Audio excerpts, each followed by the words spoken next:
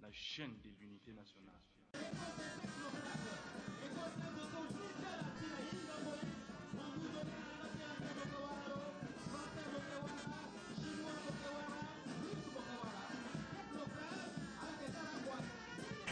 Chers téléspectateurs, bienvenue sur la télévision nationale, la chaîne de l'unité nationale. Aujourd'hui, comme vous pouvez le voir sur vos images, sur votre écran,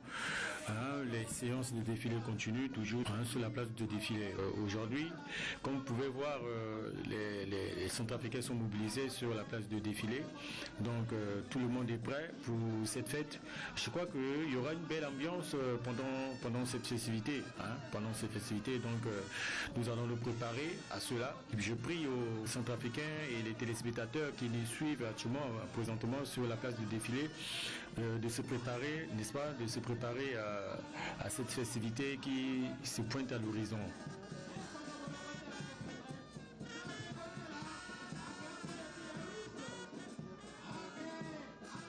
Ce qu'il faut déjà savoir, c'est quoi cette festivité que nous préparons.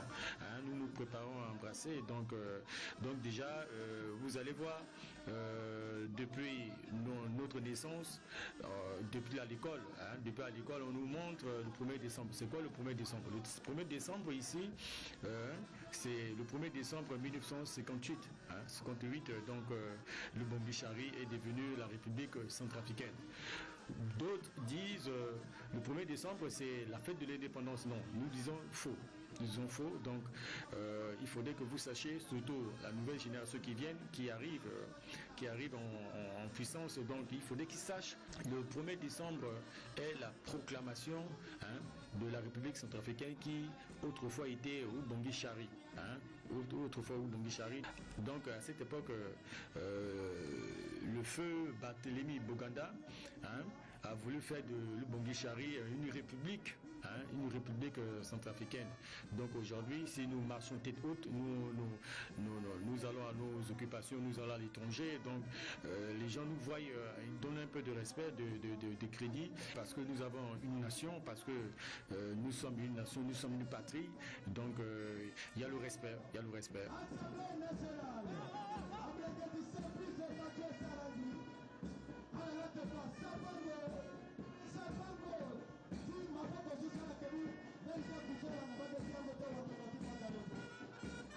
Il faut vraiment savoir que cette date marque la fête nationale du pays. Donc la fête nationale du pays, même au même titre que la fête de l'indépendance qui était proclamée le 13 août 1960. Donc il faudrait que nous sachions cette histoire. Nous ne voulons pas que demain les uns les autres disent non, voilà, le 1er décembre est la fête de l'indépendance, alors que le 1er décembre n'est que la proclamation de la République centrafricaine qui était autrefois l'Ubangui-Chari. Donc il faudrait que nous sachions cela.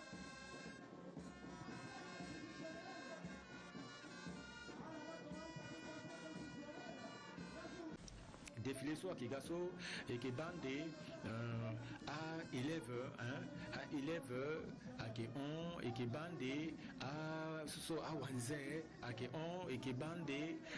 à institution Tikodoti et qui bande à ministère Tikodoti tout il n'a nani Tikodoti qui sarande défilé qui gati défilé tifa bendere Tikodoti na dunia mubimba et qui grande à la bande à côté institution à société pareil étatique à société privée ouais Tikodoti ouais Tibongi à qui gagne Tidenda à des ventes de Tikodoso à qui Foster à conjetoire d'era soit délégué du Tchad et accompagné la première dame soit qui Brigitte Toadera. Donc il faut y préparer tête, il faut y préparer tête na conséquence na tenti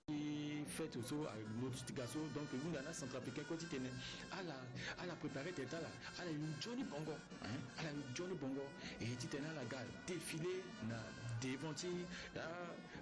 geneti soit que l'on ande na kodorande so to a ke gande na kodoti donc a kinaiti teni fa idenda na devonti a soti teni fa ngangu ti kodoti quand même hein parce que kodoti lani agalani kodoti agana yongondo ilulu na mini ndoso lani lana ke sombre azukwa inga tene ti kodoti Centrafrique na undia ouais mais là so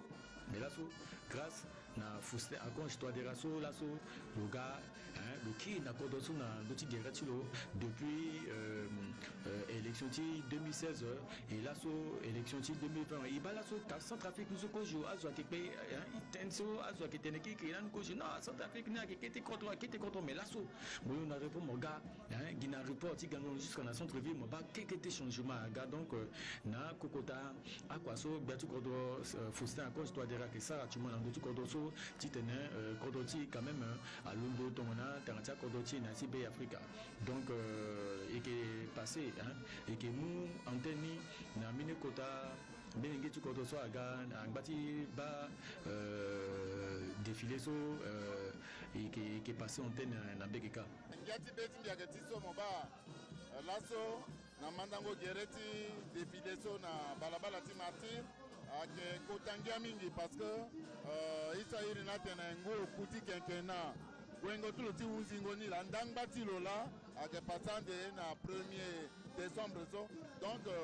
ngiati beti mbiake ti so ifo amule ngeti kodora gagbani gbani ti sara tangati mantanga ti kenkena ti ngo kuso bati eke lindana ti ngu mbrambra so ira tena 7e république voilà donc ngiati beti mbiake so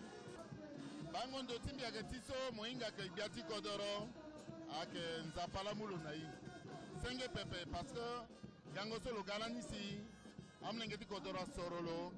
ake nzapala ba bibeti amnengeti kodoro sa sorolo zembe solo buna mambolo tisa na kuzala nyake siriri la loye yeso lo buna mambolo atena likongo ake siriri la lo unda na amnengeti be Afrika loza siriri na ati kodoro we beta zukwa ke nangia azo ake lango nzoni laso fatiso anye siriri aga ona pokona nye ake matanga mobala so siriri aga nati be Afrika we amnengeti kodoro ko fatiso ala yi matanga ala yi sarangia ala yi lango nzoni ala yi tena la tambla yako sinala pepe ni la laso moba matanga ke dalaso amnengeti kodoro ko alondo dika sara matanga moinga ke na yati amarta ti manda ko gerete défilé soit que na mara na balabala ti martyr il faut azo soit que bande na dotia kundo ako na ako amolenge so que défilé na yati ministère wala na yati akbatia a privé akena la ditena la bande na ndolo moinga bigi tene kita pandeni kitene il faut la soit que bande na ndoli so aga dernier matanga tingo kula il faut la sarania dutinzoni ala so bandorol tala fatigué ala sara finini ala so pancarte tala aiti woko kete il faut la kira zamba bana domeni kitena ga finini kitena ala gadi defilande aga dona meni sabango ti ongo ti go biani kitena azo abani na pendere tala aga na betazo mingi kitena azo apika sako na tutala abo inga kama tena bigitena encore biani wagosinga aga ndambati sarango matanga ti 1er décembre so akaiki dangba ti ngo okule so ikikola na unzira donc a bongo ti amlenge ti beti biande aka bongo so moko bani tokola kana teresante donc moko banande beti azwaka na ngia bi pense na leur so ikita so awa so akoti ki a bongo ti ga na ti sarango na matanga so a bongo kwa gawe beti azokwaka na ngia we donc azwa kpemba ti titana na manda gere ti défilé titene aza ngia na beti agene wala azutake gati bango matanga ti yande na 1er décembre moinga nango iso bisala motene so mbeni finingo basiki so bi pense mara matanga so ake passe na capitale na bongige amung pupu gati kodoro na ngangu solo konani mosoro kinani ape lomu ngangu na préfecture na sous-préfecture kwe le tuku pupu na ti katetala titene amalengeti préfecture na amalengeti sous-préfecture kwe asara matanga so mara matanga so amalengeti capitale akasara so na yati RCA Mobimba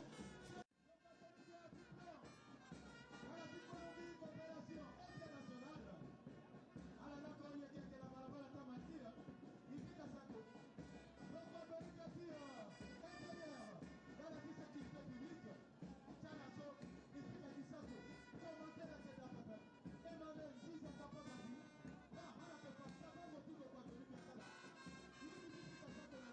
merci de nous avoir donné l'antenne. Donc, la proclamation de la République centrafricaine était auparavant le territoire colonial. Et nous savons tous, quand on parlait, quand on disait Ubongi Chari, on faisait allusion à l'AEF. Pour ceux-là qui ne savent pas, l'AEF, c'était Afrique équatoriale française, qui était autrefois dirigée par les colons. Les colons,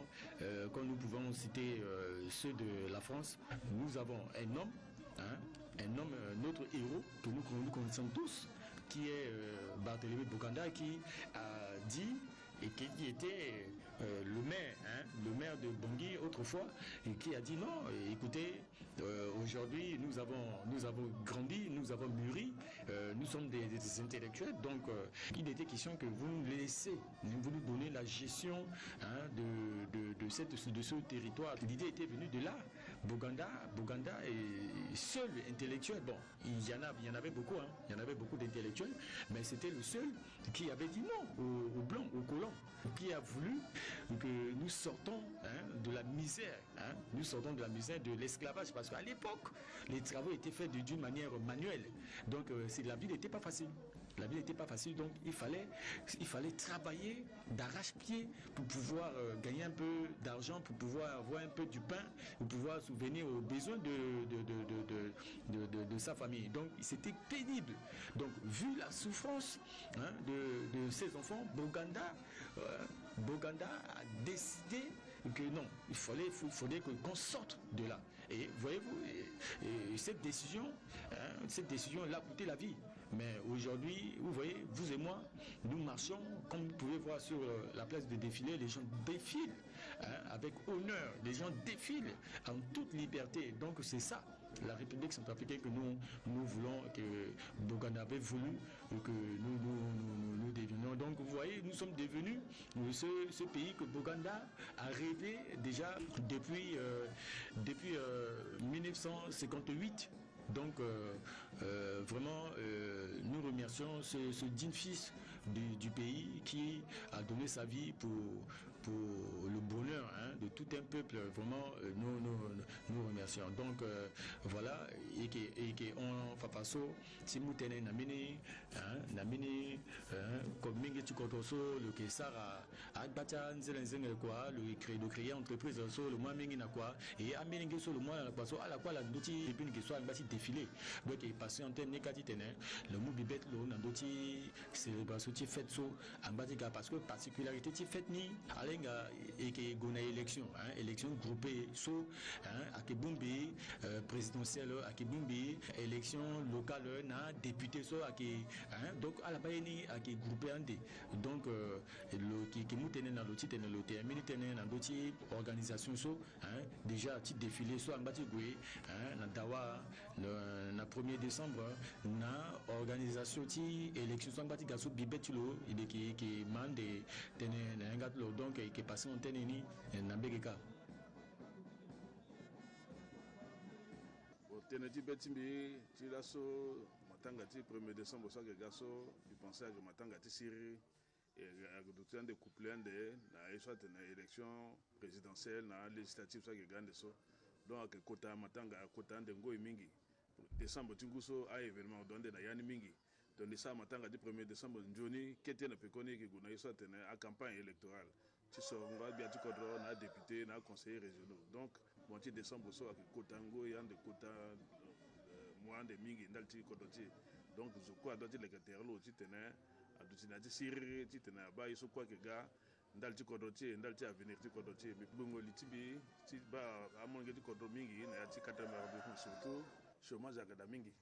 ilambi buli ti mi te me ka kete conférence mbi wana mbage ti l'état so yela mbi limbi sa ti tene mi mu mboko na état ti kodro ti mi mu aussi mboko na amonge ti ya ti vakati mbi ilambi buli ti mi te lang zoni sigi na mini société so yana te groupe Berman multiservice so ikisa kusala na ya ti domaine ti bâtiment ikisa kusala na ya ti domaine ti menuiserie ikisa nga kusala na ya ti domaine ti transport akusala na ndendende sibumbi yanga ni ko izana ya ti groupe Berman multiservice so mais yeso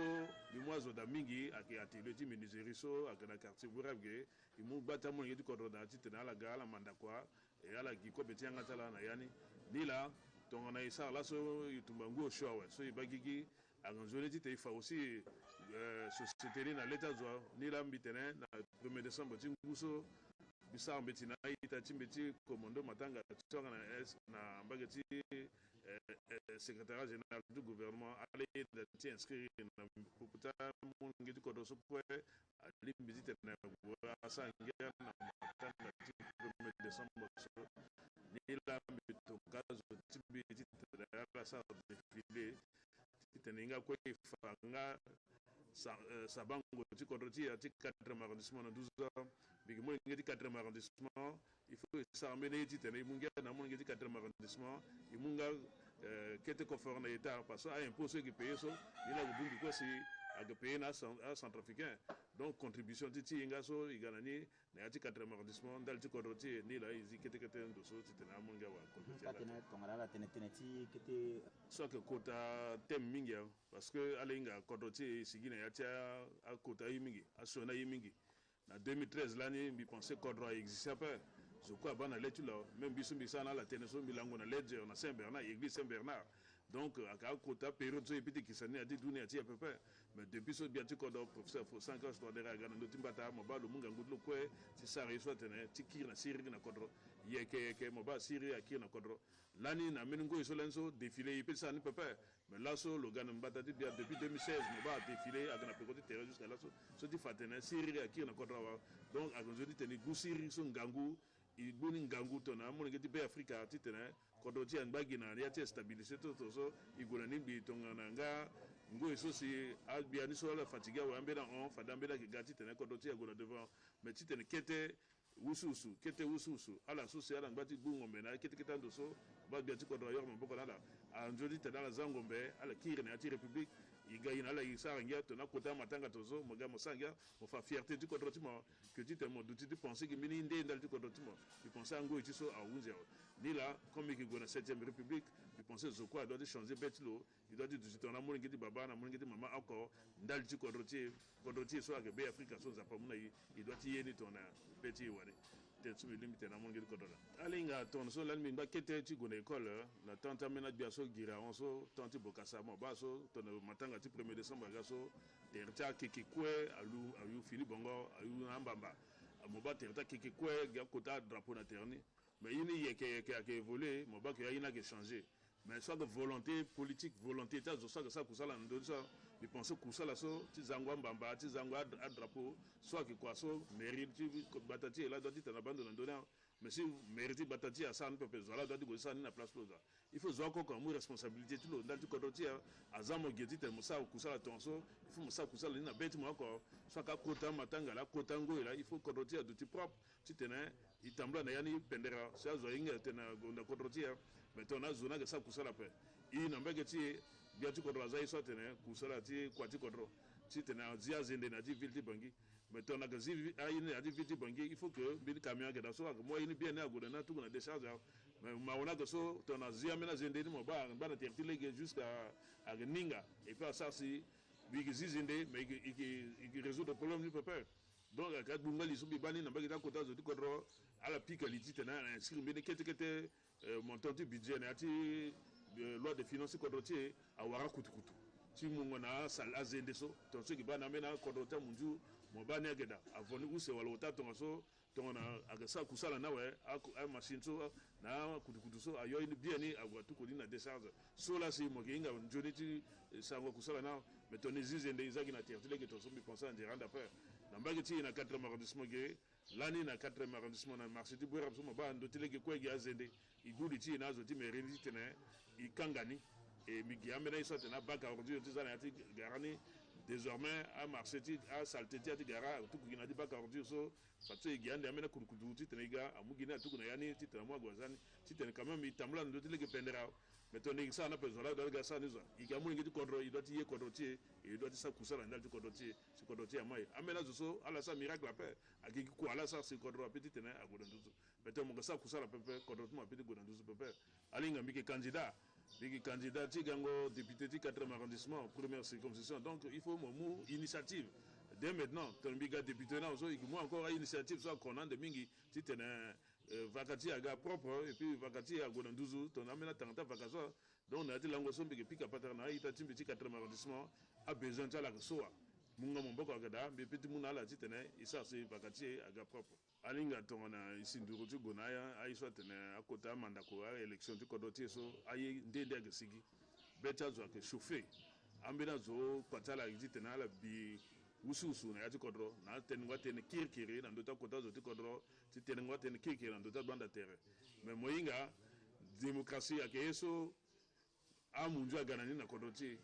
et mi penser même guérison na tango ti yati bible quoi tenena ire l'année Jésus na mamati Jésus na na iso na kolto ala golani ti sa su yerta la ndalti tenala gona vota ni la tu fa que na yati mbetini da pa quoi teneti démocratie agada donc on a période ça siso aka période ça sensible mingi nambi una na population ti tenala de ti serein ala de ti na yati mabe ti tenen aiso ati gaso igonani yeke tonga na wuzi zoni bi penser que kota ngian mingi ndalti kodoti na le 28 décembre mi pensé na le 13 igouane soit tene campagne électorale à ziangani donné débat pas quoi ouais igouane dans le 28 il sera kota zo kodro mo sera bien kodro mo sera député mo sera conseiller régionaux et puis mo sera conseiller municipaux tu première fois tu te ça matin ta élection ton son na kodro là à Bouba élection au show tu te ça ni les gars quoi à demande facile à peu près il faut sensibiliser aux auditeurs na inga comment alors que procédant de na vote niso titena à la mélanger une qui rappelle soit ka kwati tu qui ça là donc on joue une campagne en grande na yiti tena go fani na mo ngi kodro comment il a dit ça même bi penser mi unda timbi titena élection so attembler na ti siri titena beni usu so ti d'après zoso nzapa soro le titre le gagner titre le ke kodro ti au lieu titena dade qui rigine ata même un problème parce que mbedi matuti kodoti soit chaque 10 ans il faut coordonner à guerre chaque 10 ans à guerre moi pas que avec mbedi joni ko d'après il faut ils aller que taïso kwaso imba na di démocratie golani zo sont pas sur le ndana de coordonner et avancer l'année bermaso avec ton mbedi sigle là so mbi mu irti babati mbi la mbi umuni mbi sani na irti société nso bermane mo dit Bernard et puis mani so avec Maliombo parce que tu babati mbi avec Bernard Maliombo donc mi muni mbi tene bo le titre bizana irti mbi wani mbi ça mbi simplifier ni mbi za groupe Berma Maliombo so de fatene groupe Bernard Berman sonela Danila qui singela la mingi mais Johnny Kusala so la ça so la quoi ala mo sango na kodro na mo ngeti kodro titre na mo ngeti kodro yinga yeso aga passer na ndoti balabala ta martyr ake kotangia mingi na beti mbi so ala gipe ko timbi jusqu'à na yanga ti datimbi ti tala gala magoti mbi binga wala linga ngambi to ngala gipe ko timbi so bon mais ngeso nzapa ko la yinga bikina la kota singela za sinzapa batala ko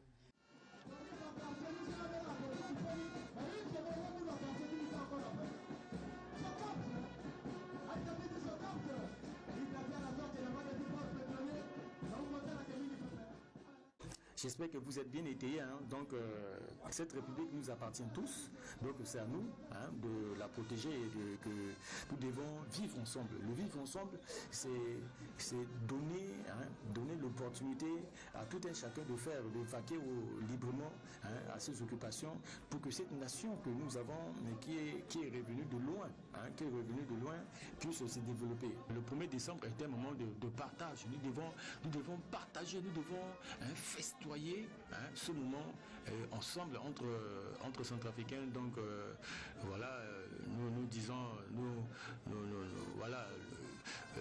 la paix dont le président de la République se bat nuit et jour. Voilà, c'est cette paix là que nous avons besoin.